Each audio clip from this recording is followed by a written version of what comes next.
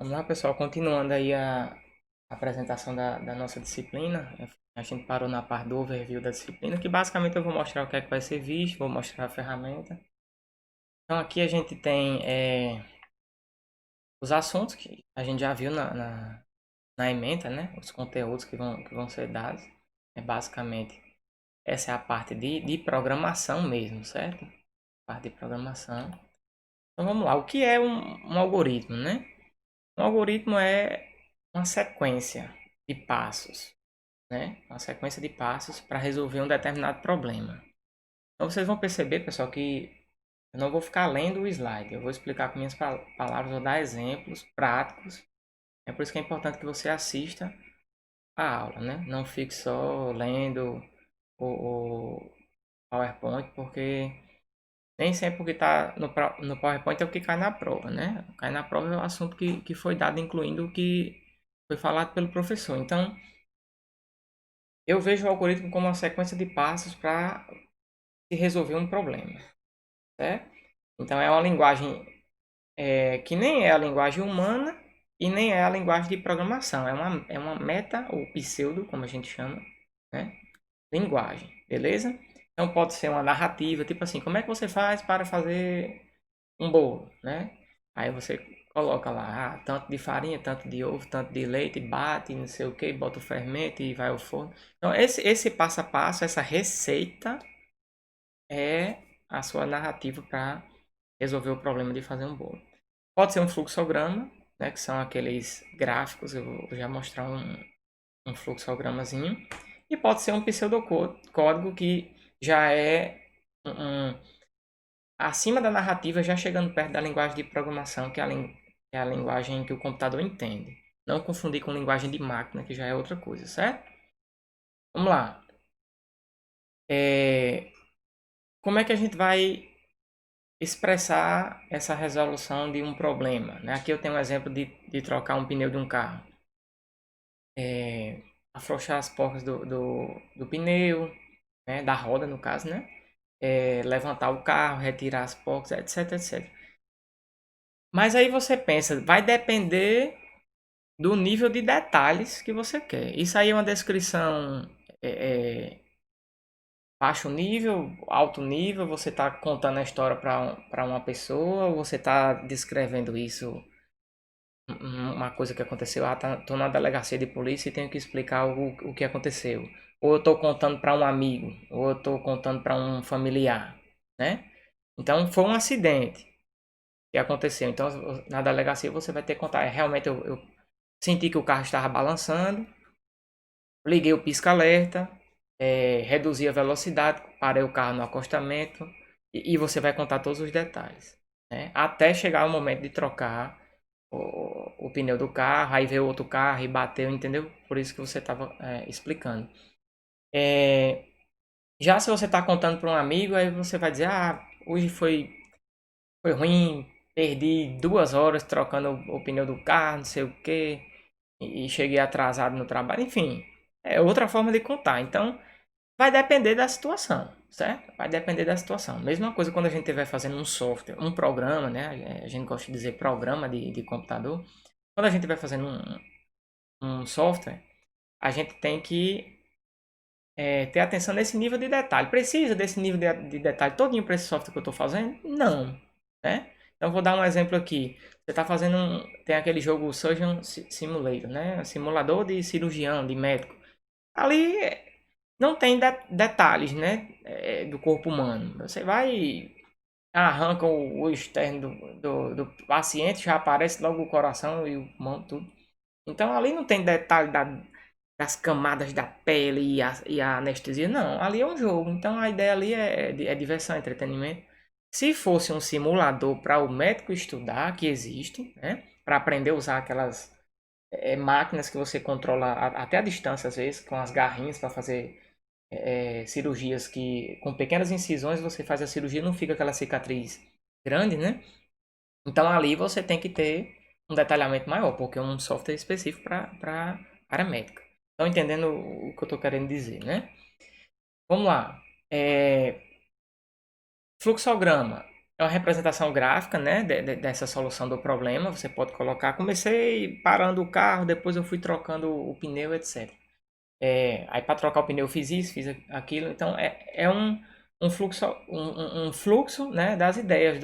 É um passo a passo. Eu gosto de chamar de passo a passo. Aqui você tem os elementos desse fluxograma, como é que ele funciona, né?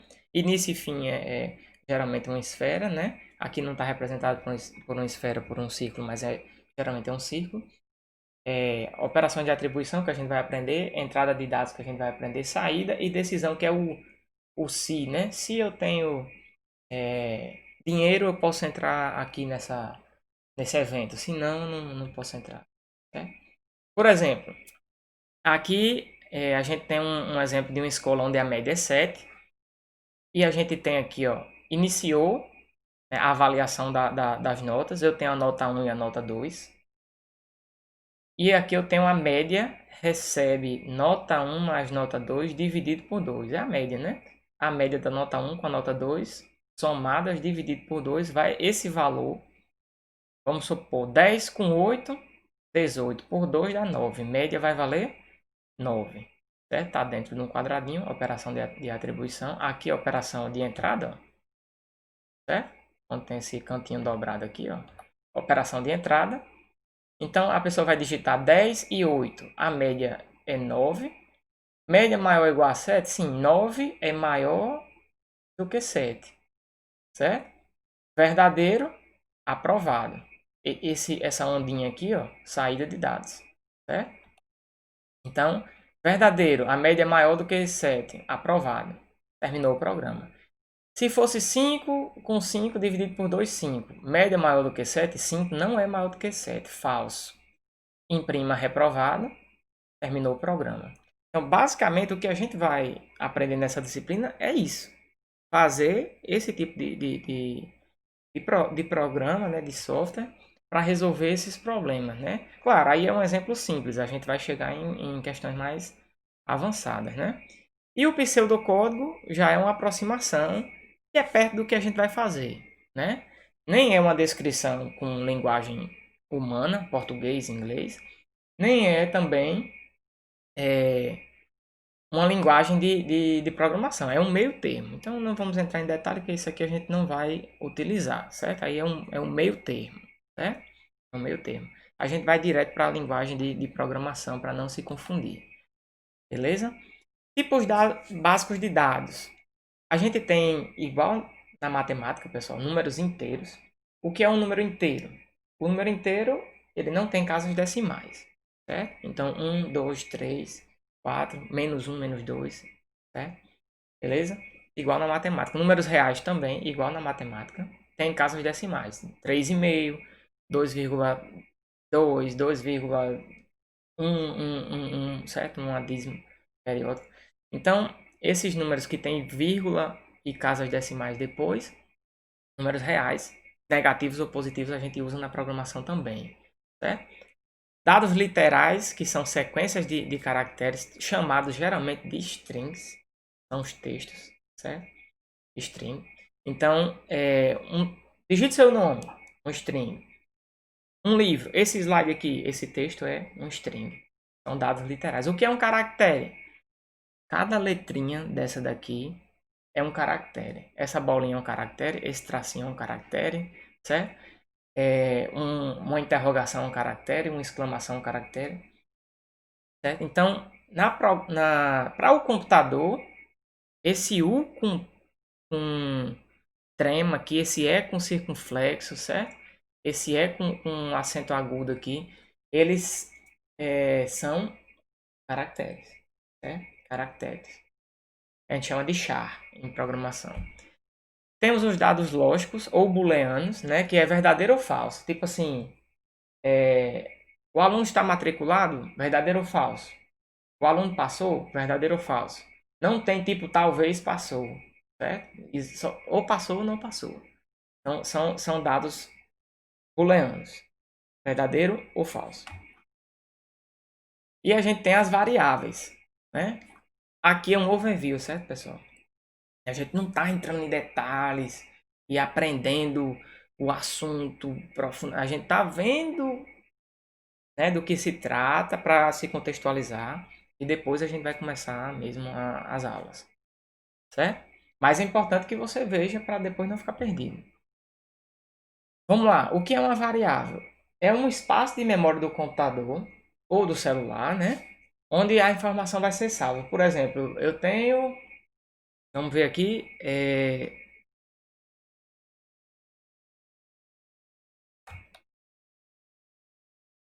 32 GB de RAM, certo? Então, esses 32 GB de RAM, eles estão sendo utilizados por programa. Se eu abrir um jogo, alguma coisa, ele vai ocupar memória, certo? Então, o que é isso que está ocupando memória?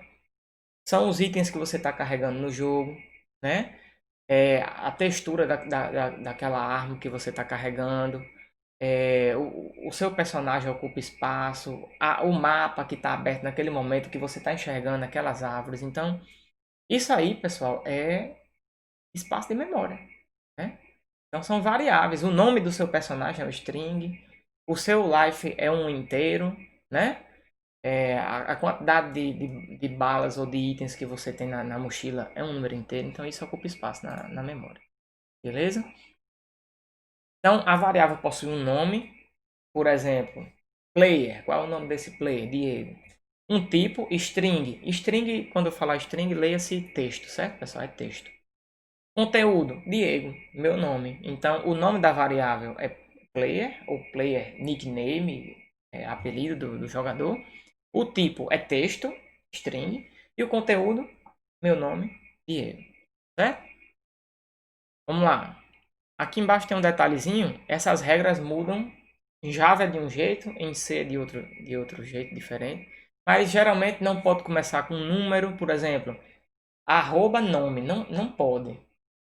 É nome. Se o nome for arroba Diego, né, pode, porque o conteúdo do texto ele é entre aspas. Mas o nome da variável não pode ser arroba nome. A gente vai ver isso aí mais para frente. Então as variáveis, né, como nome, idade, peso, altura de uma pessoa, elas têm que ser declaradas antes de serem utilizadas. Beleza? A gente vai ver um exemplo disso daí. Certo? A questão da memória eu explico mais detalhadamente na aula de informática básica, mas a memória é constituída de bytes, que são conjuntos de 8 bits. Então, quando você diz eu tenho 8 GB de RAM, você está dizendo que você tem 8 bits é um byte, 1 kbyte são 1024 bytes, 1 mega são 1024 kbytes, e 1 GB são 1024 MB. Então, são potências aí, certo? São potências. Até você chegar no 8 GB de RAM. A questão de ser 8 GB, de ser 8 bits, etc. É porque o computador ele é binário, né? Ele trabalha com 0 e 1. Então, são potências de 2. 2 elevado a 0, 1. 2 elevado a 1, 2. 2 elevado a 2, 4. 2 elevado a 3, 8. 2 elevado a 4, 16. Aí vai, né? 32, 64, 128, 256, 512, 1024, 2048, 4096 e por aí vai. São potências de 2. Então o computador ele trabalha, né? Por isso que é 4 GB de RAM, 4096, né? Por isso que é 8 GB de RAM, que é 2 vezes 4096. Aí e assim vai, certo? Então, geralmente são potências de 2. É por isso que seu celular ou tem 2 ou tem 4 GB de RAM, né? O armazenamento interno do celular ou é 16, ou é 32, ou é 64, ou é 128, né? Para celulares mais caros. Enfim, dependendo do tipo da variável, vai ocupar mais espaço na memória, né? Porque uma idade, 16, é um número pequeno em comparação com o nome completo da pessoa. Então, isso ocupa menos espaço. Um inteiro ocupa menos espaço do que um texto, certo? Dependendo da quantidade de caracteres que esse texto tem. A gente vai ver os operadores, né? Esses operadores podem ser lógicos, eles podem ser aritméticos e podem ser relacional, né? Relacionais. O que é um operador lógico? são combinações, que podem resultar em verdadeiro ou falso. Aritméticos são contas matemáticas e relacionais são comparações entre valores, né, verdadeiros e falsos, resultando em verdadeiro e falso. Por exemplo, aqui a gente tem operadores lógicos e ou e o não. Por exemplo, preciso entrar nesse evento. Esse evento exige que seja de maior e a entrada é um determinado valor, R$ 100. Se eu tenho R$ 100 e sou de maior, eu consigo entrar. Então tem que ser as duas coisas. Tenho que ter os R$ 100 e tenho que ser de maior.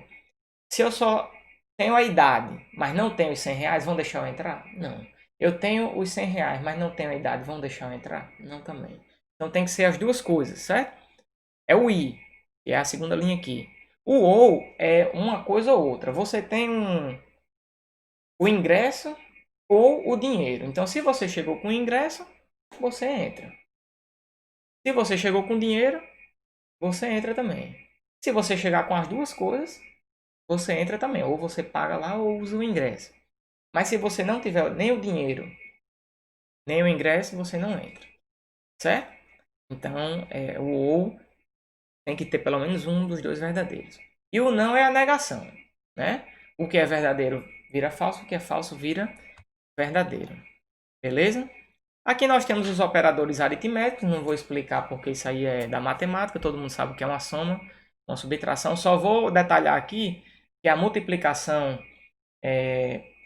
na programação ela usa o asterisco, né? O asterisco é Shift 8. Então não é X e nem é ponto. Cuidado aí para não errar na hora de fazer as atividades. Asterisco, Shift 8. A divisão é a barra, certo? Perto do Shift direito no teclado ABNT2, certo? Então perto do Shift direito você tem a barra. A exponenciação em algumas linguagens são dois asteriscos, mas no caso do Java vai ser um método que a gente vai aprender. Em outras linguagens é o acento circunflexo, certo? E esses operadores unários a gente não vai utilizar, beleza? Então, soma, subtração, multiplicação e divisão e exponenciação, talvez a gente faça alguma atividade. Vamos lá. Comparações, né? Comparações. Já vou logo fazer uma observação. Como a linguagem da gente é Java, são dois iguais aqui, certo? Então, a comparação é igual igual. Não é só esse igual que está aí. Então, eu vou comparar se a variável idade, que a gente já viu que é uma variável, está guardando um valor dentro dela, 18, é igual a 18, ou seja, se a pessoa tem exatamente 18 anos, verdadeiro. Aí entra no if, né? Que é o se, que é o condicional que a gente vai aprender. Aqui tem o menor, tipo assim, eu quero verificar se o preço daquele produto é menor do que o valor que eu tenho. Então, se o produto, o preço do produto for menor do que valor que eu tenho na carteira, valor carteira, então imprima, posso comprar o produto. Se não imprima, não posso comprar aquele produto, certo? Mesma coisa para o maior.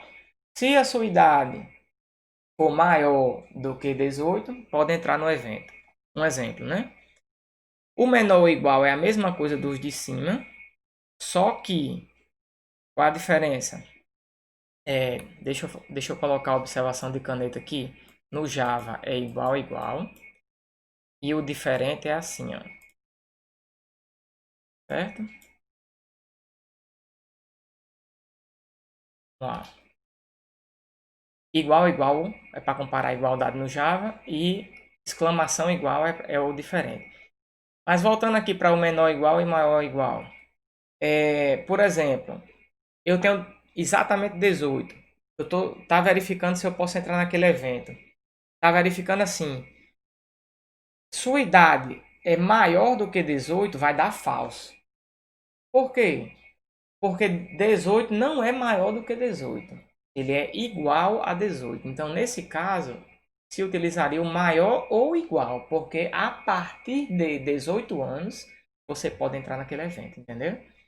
Então, tem casos que você vai usar o maior igual e tem casos que você vai usar só o maior. Posso colocar nesse mesmo caso maior do que 17? Pode.